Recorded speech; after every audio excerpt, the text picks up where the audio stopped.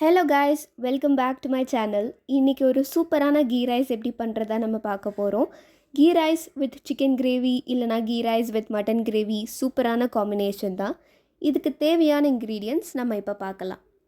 இங்கே India கேட்டோட jeera rice தான் எடுத்திருக்கேன். இதை சில இடத்துல கைமா ரைஸ்னு கூட சொல்லுவாங்க. நல்லா வாஷ் பண்ணி விட்டுட்டு தண்ணி ட்ரை ஆகிற வரைக்கும் ஒரு சைடில் வச்சுருங்க. இங்கே 2 கிளாஸ் அரிசி எடுத்திருக்கேன், அதனால 4 கிளாஸ் சுடு தண்ணி தான் யூஸ் பண்ண போகிறேன். இங்கே எந்த கிளாஸ் வேணால் யூஸ் பண்ணிக்கலாம், ஆனால் நான் இந்த கிளாஸ் தான் யூஸ் பண்ணி எடுத்திருக்கேன். அப்புறம் ஒரு பெரிய சைஸ் வெங்காயம் நல்லா ஸ்லைஸாக கட் பண்ணி வச்சுக்கோங்க. ஒரு பெரிய சைஸ் கேரட், இதுக்கு தேவையான பட்டை, கிராம்பு, ஏலக்காய், சோம்பு, அப்புறம் ட்ரை கிரேப்ஸ், கேஷ்யூ, ஒரு ஃபுல் லெமன் எடுத்துக்கோங்க. தேவையான ரீஃபைண்ட் ஆயில், 4 கிளாஸ் சுடு தண்ணி. நான் இங்கே 4 கிளாஸ் சுடு தண்ணி தான் எடுத்திருக்கேன். ஒரு பேனில் கொஞ்சம் எண்ணெய் ஊற்றிக்கோங்க.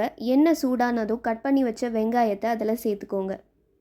வெங்காயம் நல்லா ப்ரௌன் கலரில் புரிஞ்சு வர வரைக்கும் அதை நல்லா மிக்ஸ் பண்ணி விட்டுக்கோங்க. வெங்காயம் நல்லா ப்ரௌன் கலரில் புரிஞ்சு வந்திருக்கு.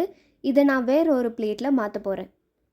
இப்போது அதே கடாயில் கொஞ்சம் நெய் ஊற்றி கேஷ்யூ, ட்ரை கிரேப்ஸ், ஏலக்காய், பெருஞ்சீரகம், பிரியாணி இலை எல்லாத்தையும் தனித்தனியாக ஃப்ரை பண்ணி எடுத்து வச்சுக்கோங்க.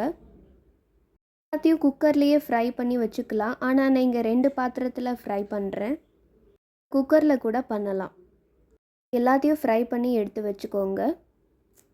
ஒரு குக்கரில் கொஞ்சமாக எண்ணெய் ஊற்றி நம்ம ஃப்ரை பண்ணி வச்ச பிரியாணி இலை, பெருஞ்சீரகம், ஏலக்காய், அப்புறம் கட் பண்ணி வச்ச கேரட் சேர்த்துக்கோங்க.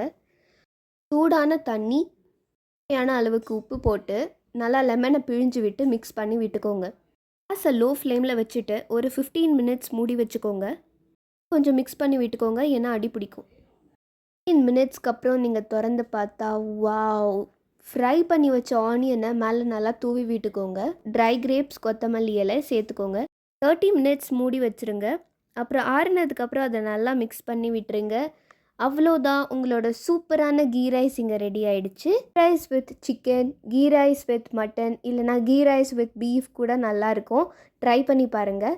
பண்ணி பார்த்துட்டு எப்படி இருக்குன்னு மறக்காமல் கமெண்ட் செக்ஷனில் சொல்லுங்கள். இது பாஸ்மதி ரைஸில் பண்ணால் நல்லா இருக்காது, ஜீரக சம்பா ரைஸ் தான் யூஸ் பண்ணணும், ஏன்னா அதுதான் டேஸ்ட் கொடுக்கும்.